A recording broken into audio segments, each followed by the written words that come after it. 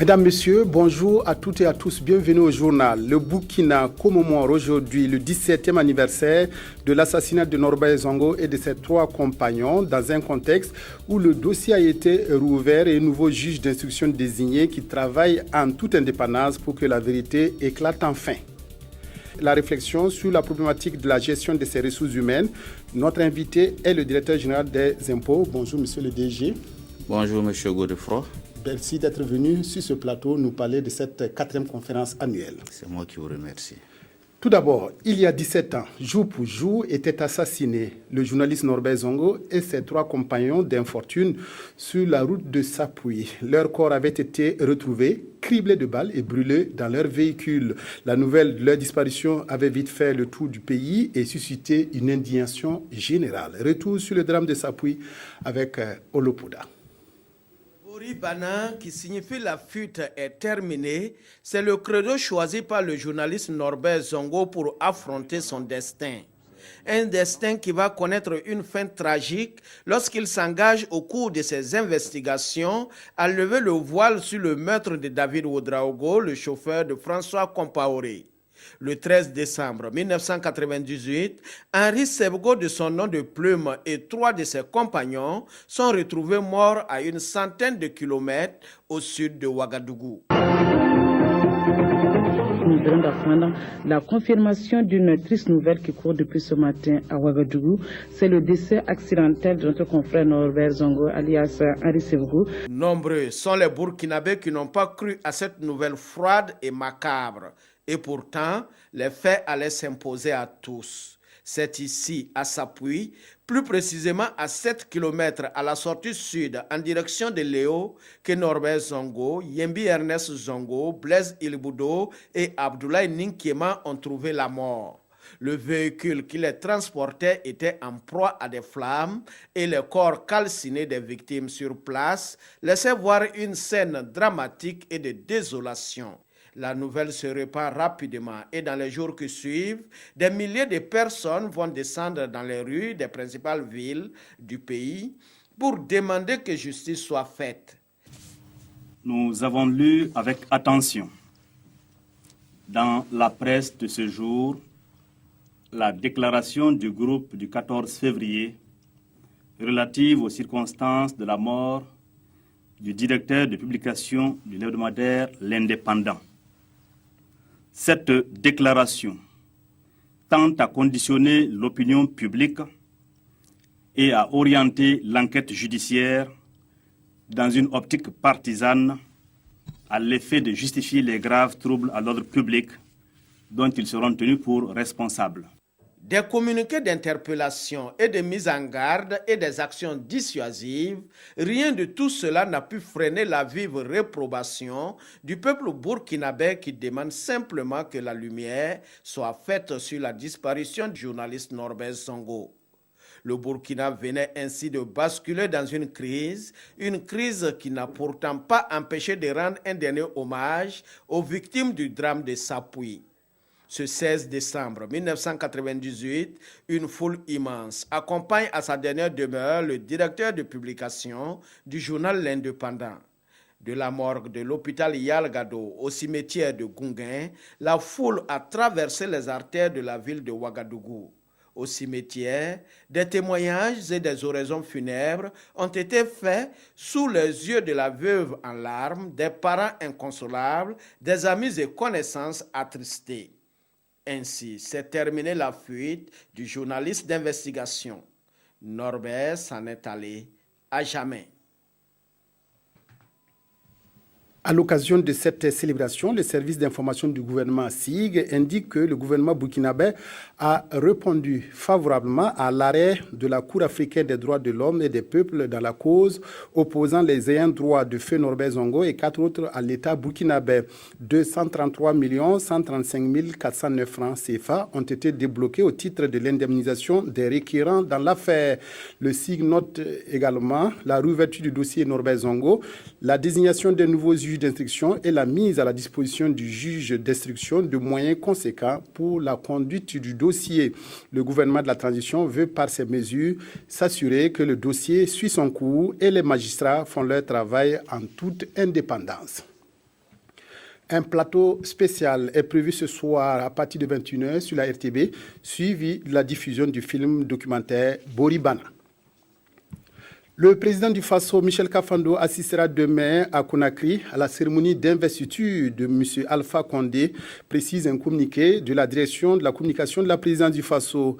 Après Conakry, le président du Faso prendra part mercredi à Abuja, au Nigeria, aux festivités marquant le 40e anniversaire de la CEDEAO. La célébration est placée autour du thème « Une vision, un destin commun ». Le président élu Roch-Marc Christian Kaboré a tenu à remercier les membres du cadre de concertation nationale des organisations de la société civile. Il les a rencontrés pour réaffirmer leur engagement en faveur de la démocratie. Ce fut une occasion pour les OSC de mettre sur la table leurs préoccupations. Reportage d'Aouda Ouattara, Kadisanogo. C'est par un tonnerre d'applaudissements que les organisations de la société civile ont accueilli le président fraîchement élu. Roch-Marc Christian Kaboré est venu remercier les organisations de la société civile pour toutes les luttes qu'elles ont menées pour la liberté et la démocratie. Un combat qui a abouti à des élections libres et transparentes. Je suis venu simplement passer un message de paix, un message d'espoir, un message de combat collectif demain pour que le Burkina soit radieux et leur demander en tout cas que chacun joue son rôle et sa partition. La jeunesse a cet aspect qu'elle a sa spontanéité et nous pensons qu'elle doit garder sa spontanéité sans aucune forme d'encadrement, sauf le respect du civisme et le respect de la loi.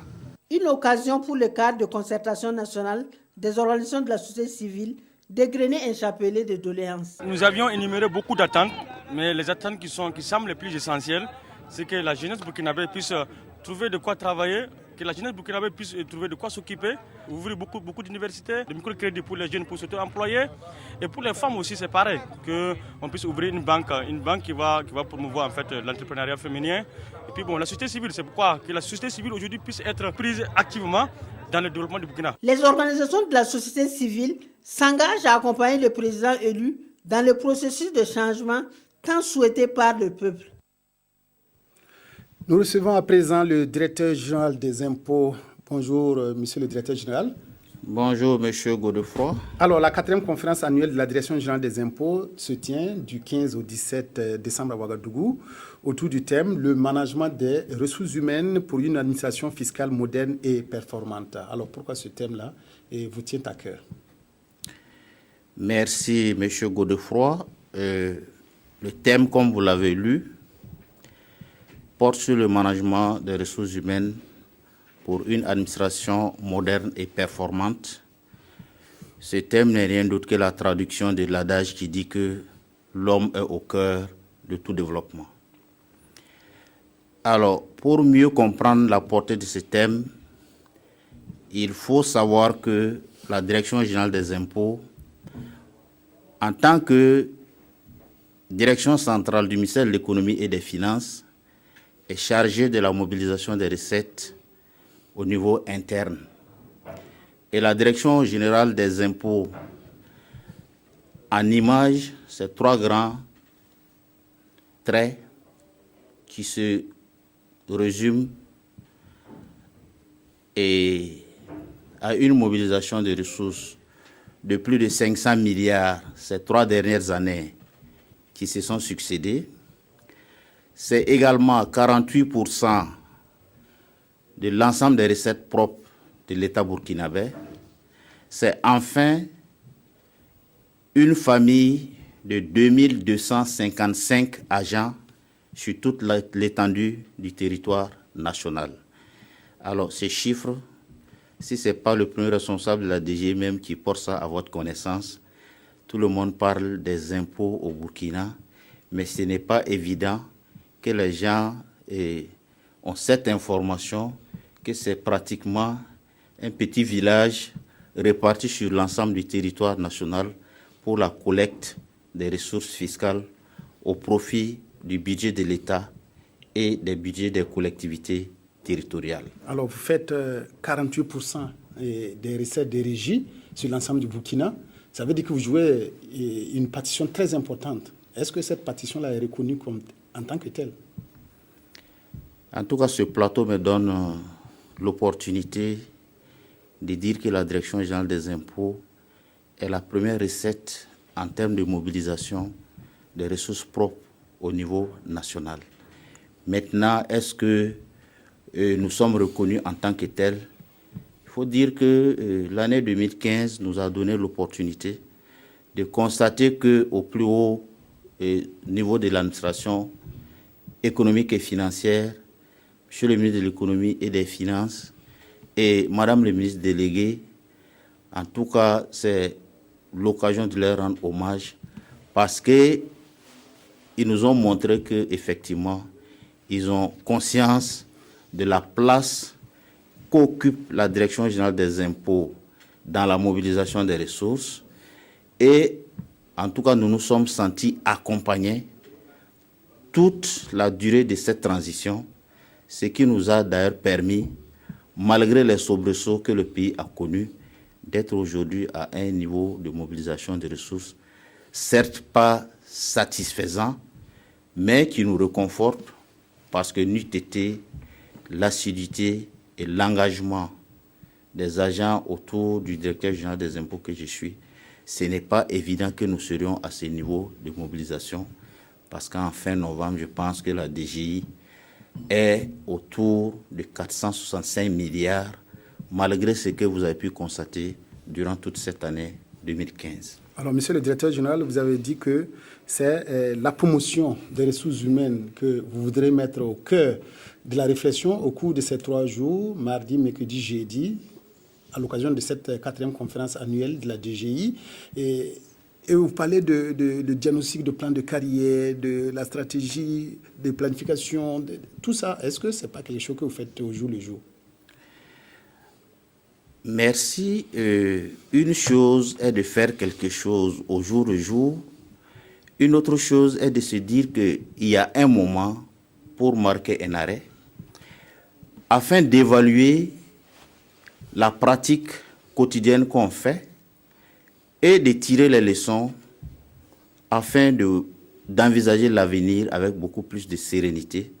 C'est en ce sens que la Direction générale des impôts a un plan de carrière qui s'applique bon an, mal an. Mais est-ce qu'aujourd'hui, ce document qui est censé être le référentiel pour la gestion des carrières de ceux qui travaillent à la Direction générale des impôts, dans un premier temps, est-il connu de tout le monde? Dans un deuxième temps, est-ce que les gens savent véritablement à quoi ils ont droit, quels sont leurs devoirs au sens strict de l'éthique fiscale? Est-ce que la gestion de la motivation en termes de promotion des cadres, en termes même d'affectation dans les services, est-ce que ça s'est fait selon ce plan de carrière-là? Parce que vous conviendrez avec moi que quand quelqu'un quitte l'école, il arrive dans l'administration fiscale, il y a des prérequis qu'il doit travailler à avoir. C'est ce qui fait que tout fonctionnaire a une année de stage qu'on appelle le stage probatoire. Après ces stages, véritablement, on fait des affectations. Mais est-ce que quelqu'un doit quitter l'école, arriver au sein d'une administration, se voir en même temps bombardé au sein d'un service où il n'a aucune maîtrise même de l'outil fiscal avant d'y accéder? Voilà un ensemble de questions qui fâchent à certains niveaux, mais qu'il faut qu'on ait le courage de les poser, d'en discuter et ensemble de voir quelle est la meilleure façon de faire et au besoin d'amener et d'apporter les contributions et les amendements nécessaires à ce plan de carrière qui est en vigueur depuis un certain nombre d'années. Alors, vous avez dit que vous avez plus de 2200 agents. Ça veut dire que vous avez, en tout cas, vous ne l'avez pas dit explicitement, mais au cours de notre causerie, vous avez dit que vous avez 700 inspecteurs, 600 contrôleurs, 400 agents de constatation. Est-ce que ce n'est pas le trop grand nombre de cadres qui vous pose problème? Oui, bon, le trop grand nombre de cadres, ce n'est pas ce qui nous pose problème, mais c'est le déséquilibre entre les différents emplois. Parce qu'au sein de la Direction générale des impôts, vous avez l'emploi d'inspecteurs et l'emploi de contrôleurs et vous avez l'emploi de l'agent de constatation et d'assiette. Il y a des spécialistes qui nous appuient, certainement les informaticiens On a aussi des agents d'appui, les secrétaires, les chauffeurs et tout ça. Mais notre problème aujourd'hui est qu'au lieu d'avoir une pyramide et en matière de personnel existant, nous avons un entonnoir. Qu'est-ce que ça veut dire? Ça veut dire qu'on aurait dû avoir beaucoup plus d'agents de constatation et d'assiette que nous appelons les agents de terrain et un nombre moins important de contrôleurs puisque ces derniers sont chargés d'encadrer cette première chaîne et qui est à la base et au sommet, vous avez les inspecteurs. Donc ça, c'est une pyramide. Quand on a 700 inspecteurs, 650 contrôleurs et 469 agents de constatation et d'assiette, ça veut dire que logiquement, on aurait dû avoir 700 agents de constatation et 600 contrôleurs et 400 inspecteurs. Donc ça pose problème. Ça voudrait dire quoi? Qu'il n'y a pas une gestion prévisionnelle et stratégique de ces ressources humaines-là. Pour parer à tout cela, il faut qu'on revoie la politique même de recrutement de ces agents de premier niveau, voir également ces inspecteurs qui se retrouvent au nombre de 700 aujourd'hui. Et quand vous sortez de l'ENAREF aujourd'hui, on dit que vous êtes inspecteur des impôts. Vous venez, on vous appelle de la même manière que celui qui est inspecteur des impôts depuis 24 ans, 25 ans. Nous pensons que ce n'est pas normal. Et il faut voir donc comment stratifier ces inspecteurs-là, inspecteurs principaux, divisionnaires, administrateurs des services et services fiscaux, administrateurs adjoints des services fiscaux. Tout ça, c'est des réflexions qui vont être menées dans le cadre donc, de cette 4e conférence annuelle de la Direction générale des impôts. Oui, en 2 mots, qu'est-ce que vous attendez de cette 4e conférence pour conclure, clore cet entretien? Au titre des résultats attendus, il faut dire d'abord que nous estimons que cette conférence doit nous permettre de relever les insuffisances du plan de carrière et d'y apporter des corrections nécessaires. Également, de voir comment on peut mieux planifier les ressources humaines et rationaliser leur gestion. Et enfin, quelles sont les propositions pour que les informations de la maison puissent être portées à la connaissance de tout le monde dans un temps record, c'est-à-dire la communication interne. Voilà un peu ce que nous attendons de cette 4e conférence à la Direction générale des impôts. C'est véritablement mettre l'homme au cœur de l'action, c'est-à-dire des ressources humaines mobilisées autour de leurs intérêts et engagées autour du directeur général des impôts pour que les résultats soient meilleurs que ce que nous attendons. Voilà, merci beaucoup au directeur général des impôts, Adama Sanou, qui est venu nous parler ce midi de la 4e conférence annuelle de la Direction générale des impôts qui s'ouvre mardi à Ouagadougou. Une association de Fada, Diawana Diawaba, a mené pendant 16 jours une campagne de sensibilisation contre les violences faites aux femmes. Cette association voulait, à travers ses activités, œuvrer en faveur d'un changement de mentalité des populations et pour une réduction des inégalités entre hommes et femmes. Yacouba Kina, Nazé Diakalia Ouattara. Une pièce de théâtre qui en dit long sur les violences faites aux femmes dans la région de l'Est. C'est vraiment une réalité parce qu'on rencontre des cas de rape de filles et de femmes, des cas de mariage précoce, des cas de mutilation génitale féminine. Une réalité que l'association Diawamba Diawampa combat depuis 2006 à travers des théâtres forats. À travers mon rôle, la population même doit comprendre qu'en tout cas, c'est pas bon d'enlever son enfant à l'école, lui donner un mariage forcé. La campagne de sensibilisation, 16 jours d'activisme contre les violences faites aux femmes qu'elle organise chaque année, commence à produire ses effets. Il y a certaines thématiques, par exemple, ici à Momba, qu'on ne pouvait pas évoquer, notamment l'excision. Vous évoquez un seul mot sur l'excision et toute la population s'éparpille. Et aujourd'hui, vous voyez que nous avons tous les vieux du village, tous les anciens, les vieilles qui sont là pour nous dire « Non, nous avons compris, nous sommes prêts à vous accompagner ». Cette année, l'association innove avec Dialogue en famille pour intégrer dans sa lutte la réduction des inégalités entre l'homme et la femme.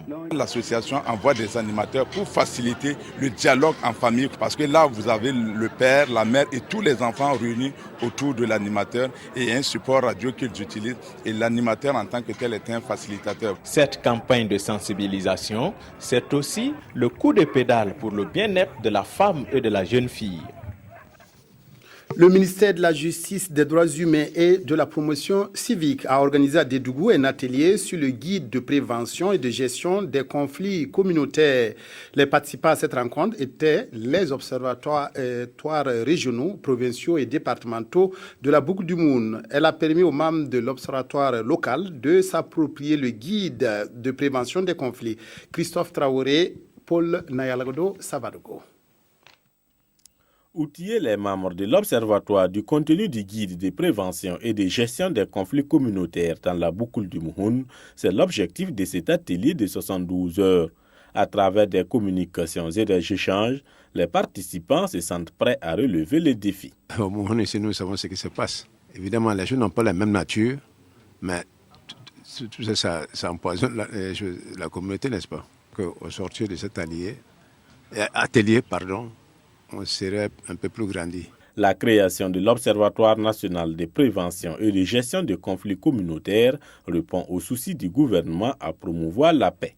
L'objectif visé par cet atelier est de permettre à l'ensemble des acteurs de pouvoir mutualiser leurs efforts dans la réflexion en vue de dégager des mesures, des propositions allant dans le sens de la prévention et de la gestion des conflits communautaires. C'est une initiative louable du gouvernement. Il faut saluer vraiment cette vision du gouvernement qui a très vite perçu qu'il faut vraiment prendre le taureau par les cornes et pouvoir ensemble mobiliser les acteurs et surtout écouter tout le monde. Après la région de la boucle du Mouhoun, ce sont les régions du sud-ouest, du centre-nord et du Sahel qui accueilleront la délégation du ministère en charge des droits humains. La 5e édition des 1000 d'or de Ouagadougou, festival destiné à promouvoir les résultats de la recherche du monde scientifique, a eu lieu cette semaine. 10 films documentaires étaient en lice pour cette édition. Le film Regard des femmes, chef de ménage sur la scolarisation à Ouagadougou, de la réalisatrice Madeleine Wayak Pandé, a remporté le premier prix. Reportage Ibrahim Sombier, Moukoun Dabiré. Madeleine Wayak Pambé, lauréate de la 5e édition des Miss d'or de Ouagadougou. Un prix qui récompense les meilleurs films documentaires scientifiques. Pour sa pertinence, son originalité et son approche scientifique, la réalisatrice a séduit le jury par son film. Regard de femme, chef d'un ménage dans la ville de Ouagadougou.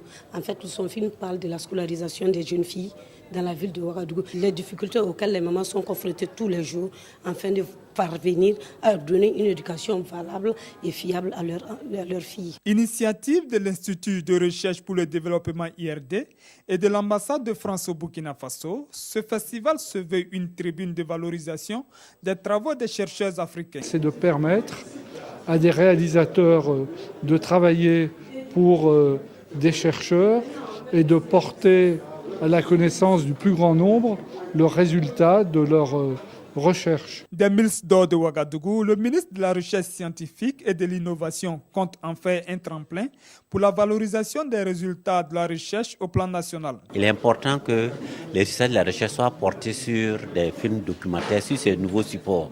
C'est pourquoi nous soutenons cette initiative et nous espérons que ça va gagner de l'ampleur.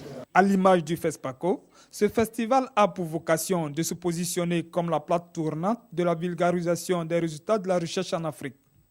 Merci à toutes les équipes techniques et rédactionnelles qui m'ont aidé à préparer et présenter le journal cette semaine. Merci à vous, chères téléspectatrices et chers téléspectateurs, pour votre aimable attention. Au revoir et à la prochaine.